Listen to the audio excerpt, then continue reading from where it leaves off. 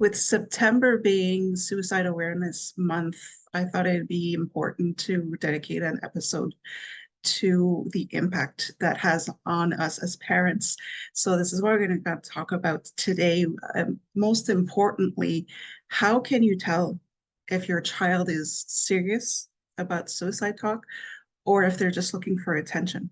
It's a pretty heavy topic, but it's important to talk about it. So here we go. For those who don't know me, my name is Danielle C. Baker. I am a registered early childhood educator with over 20 years experience in the field, and I do help parents, teachers, and educators navigate the realities of what parenting is today. Now, don't get it twisted. When you work with me, we're putting the child's needs first. So we're going to have to put the ego and pride aside, and let's get to it.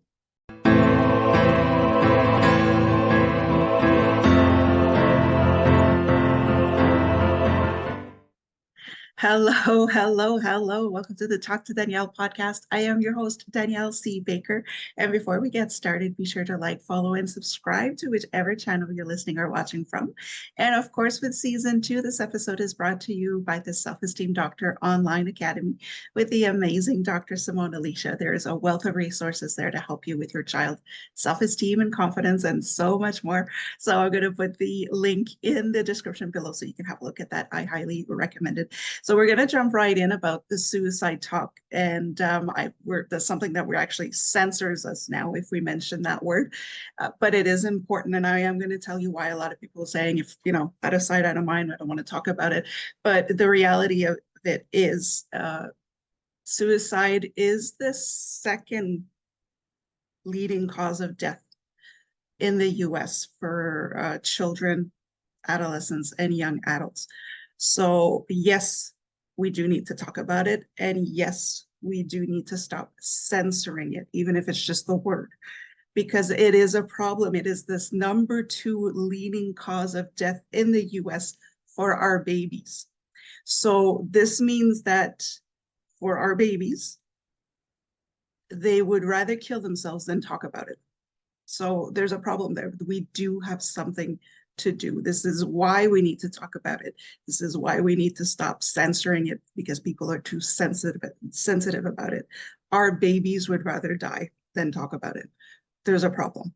So this is what we're going to be going through today with this episode. I'm going to walk you through the signs of this. One of the biggest problem is my child actually serious about this? Or are they just looking for attention? And that's a real issue for parents or even teachers. They might not, that our children might not flat out say, I want to take my life, but there are some signs there sometimes that as parents, we start to get a little worried and we're not quite sure how to take it. Right. And we don't want to feed into that attention seeking pattern either. So we're going to walk you through some of the real signs where you need to seek immediate intervention, what to do if it's just for attention. Because let's be real, if the only way your child thinks that the only way they can get your attention is to talk about unaliving themselves, we have an issue there with the parenting style as well. And I'm going to go through what the verbal signs would be, what the physical signs, what the social, like behavioral signs would be for real thoughts of suicide, and how we can help with that and what not to do with that situation if unfortunately you are faced with that situation. And again, it's better to talk about it now than to regret it later, right? Don't forget, number 2 leading cause of death in our babies in the US. So we'll jump right in. One of the reasons that children, adolescents, and young adults revert to suicide is usually a few reasons. One of them being mental health challenges. So we already know about some of these challenges. There's alcohol or drug abuse, of course, which can kind of blur their judgments on certain things. There's bullying, of course, is another huge issue that we will talk about another time, as the sexual orientation or gender identity as well, because they're afraid of not being accepted, because they're struggling with that, and they don't have any trusted people that they can talk to for that.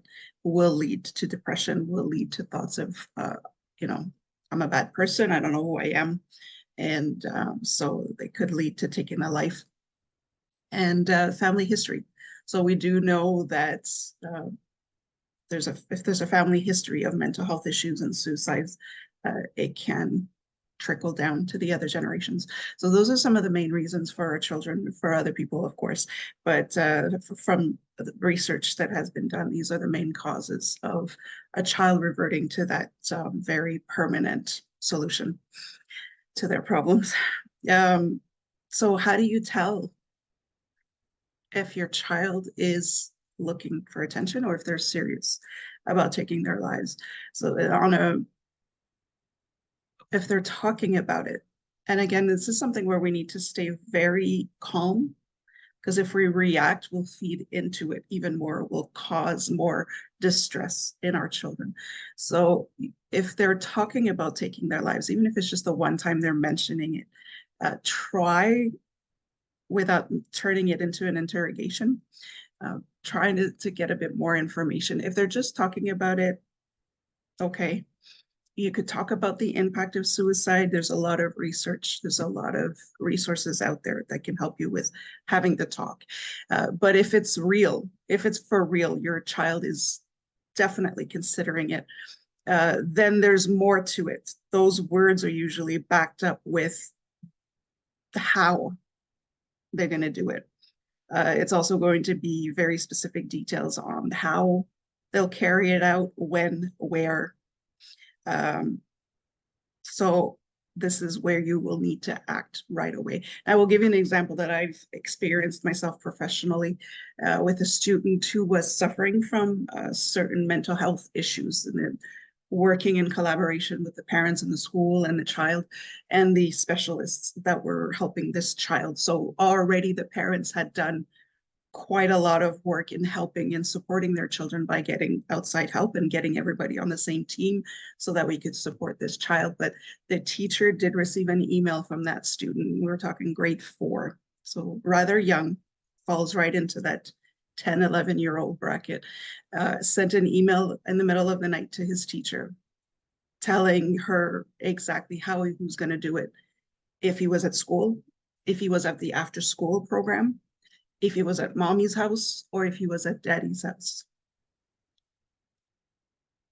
Even talking about it today still gets me emotional because it's real. It's real, and getting that meeting first thing in the morning to see how can we support this child? How are we going to keep him under surveillance and try to de-escalate the situation? It's it's real. It's not the kind of reality check that you want to be faced with as an educator, as a teacher, but as a parent as well. And thankfully, again, the parents were very proactive with it. They were very open to getting support. And the entire team was on the same wavelength as to how we can support this child. And so it's going at it alone, trying to sweep it under the carpet, or being afraid to talk about it for fear of being judged, is one of the worst things that you can do for yourself and for your child.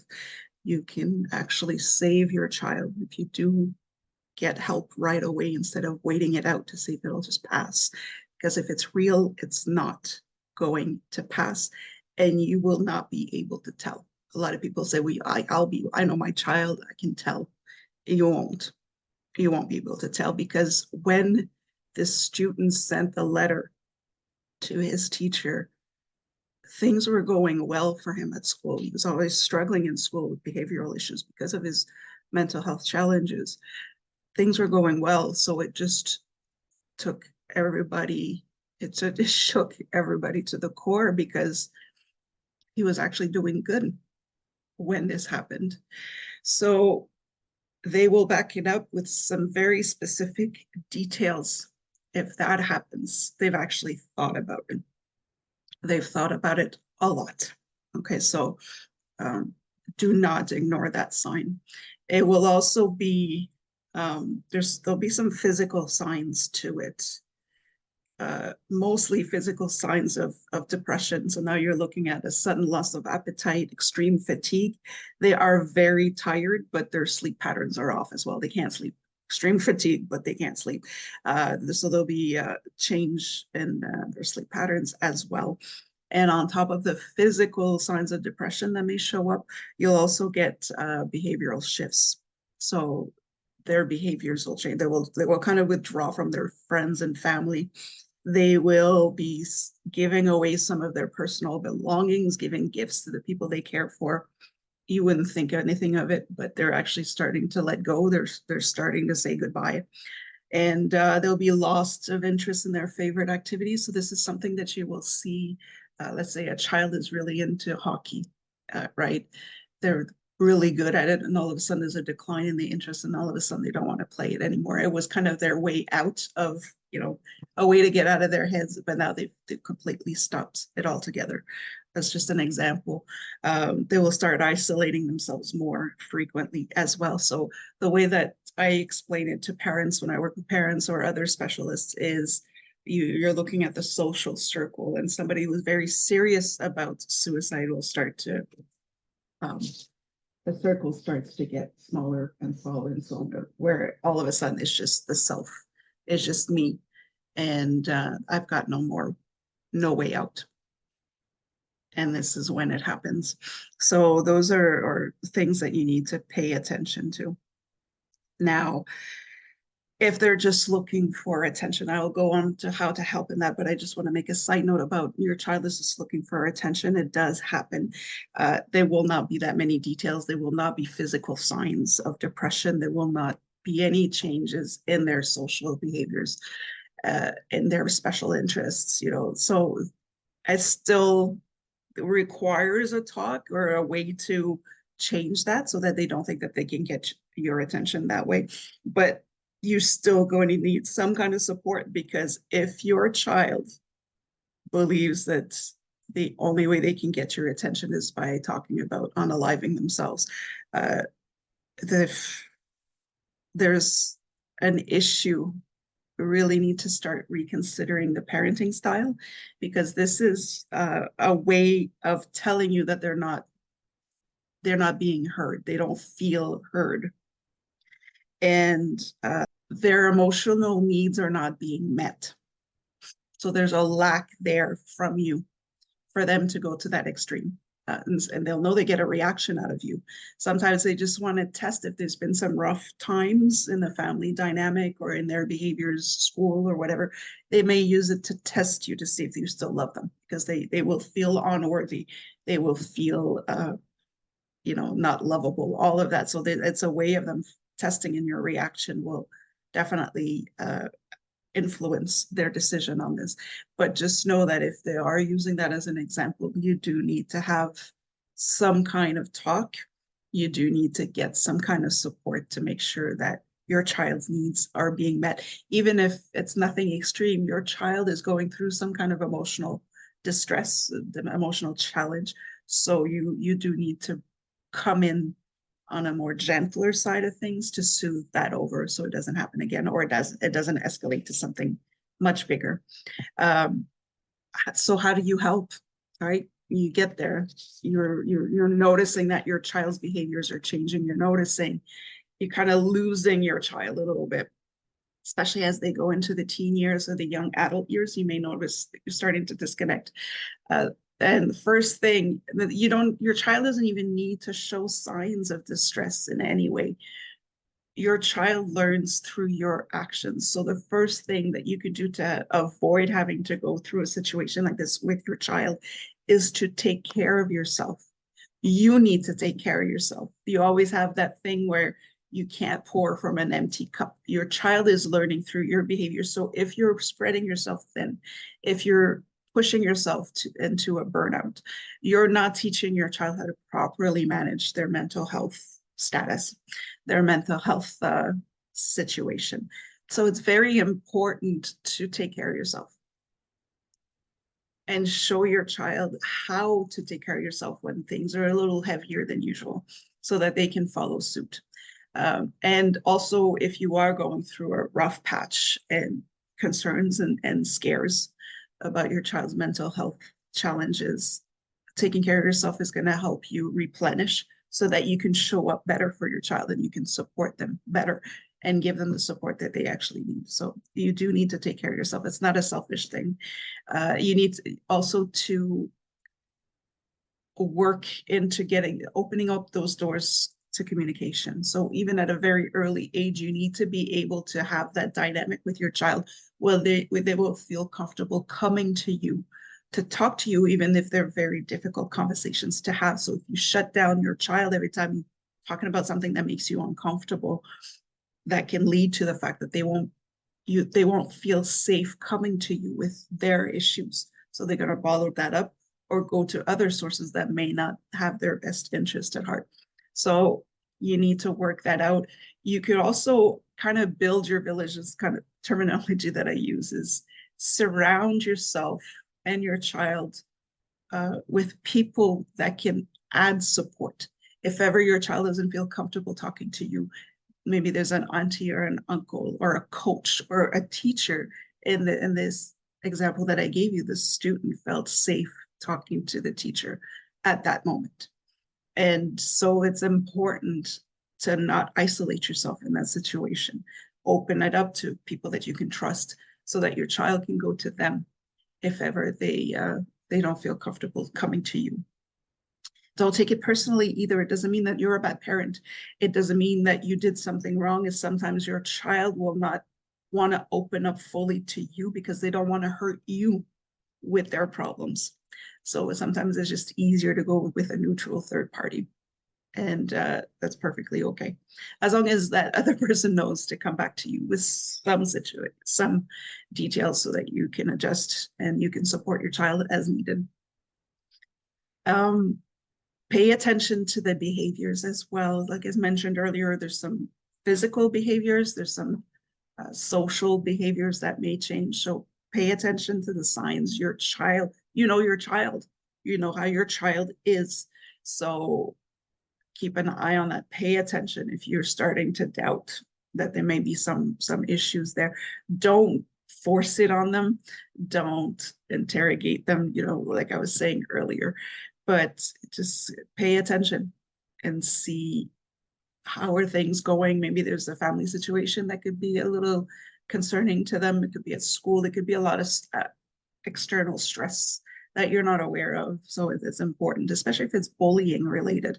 A lot of the times children will not speak up. So it's important as parents to keep that line of communication with the schools to see how things are going. And it's important for the school to share that. A lot of the times we'll only share some major points, but it's the continuous everyday little picking at the bullying that will just kind of wear and tear down the child's self-esteem and confidence and eventually turn into something a bit more tragic. So keep those lines of communication with the teachers, see if there's any change in behaviors, see if there's any talk. Again, they could talk amongst friends just for attention as well, but it's important to raise awareness to that, to see how serious that is, and to certainly not just brush it under the carpet because, again, you want to address it now instead of waiting until it's too late, right, when you can no longer address it. It's not easy, again, but it's something that we do need to talk about. And the most importantly, what not to do. The first thing, the last thing you want to do, and it's a reflex for parents, I see that often, is to shame the child if they mention that they are thinking of taking their life. And just to shame them and say, well, come on, that's so stupid. Those kind of things. So you're shaming them about how they're feeling. If they're coming to you, there is an emotional need there that's not being met if they have those thoughts. And now you're digging the knife deeper into the wound by shaming them about it or by guilting them. If you're guilt tripping and just saying, if you did that, do you realize what that would do to me? Or how would that, what that will do to your grandparents? Don't make it about somebody else. They're coming to you with their needs. So don't make it about you. Don't make it about everybody else's family to guilt them to feel even worse and push them even deeper into that dark place. Just don't make it don't make it about yourself, and take it seriously. Even if you just think that it is for attention, to say you do realize that for something like this, I have to take it seriously. So we're going to have to start getting some support for that, so that they know that it's not something to joke around. It is the second leading cause of death in the US for our children. And most importantly, the one thing, get support. If you're questioning it, if you're not sure, because it's very vague, you really don't know, is my children serious about this? Right? Don't take a chance. Get the support. There's so many resources out there. There's so many people in the community that can help you with that. The schools can help you with that. Public libraries have, there's some workshops. There's so much help out there to kind of support you in this and see what needs to be addressed to help your child. So I'm going to leave you with that. It is a shorter episode. It's a lot to take in, but if you would like more information on how to handle that, how to determine the difference between attention seeking or for real, I can definitely give you some more. You can reach out. I am a real person, and let's keep talking about it. Let's stop censoring it. This is serious. It's not something you want to have to live through. So let's keep talking about it, to not necessarily to until everybody gets tired of it, but at least to address it as a serious thing, that uh, sticking our head in the sand is not going to make it go away. It will actually make it worse. So how can we support our children? How can we support families to support their children? That's very important. So I will leave you with that. Don't forget to like, follow, and subscribe to whichever channel you're listening and watching from. And don't forget to check out the Self-Esteem Doctor Online Academy. There's some great resources to help you with that as well. And until next time, stay safe, stay awesome, and we'll talk soon.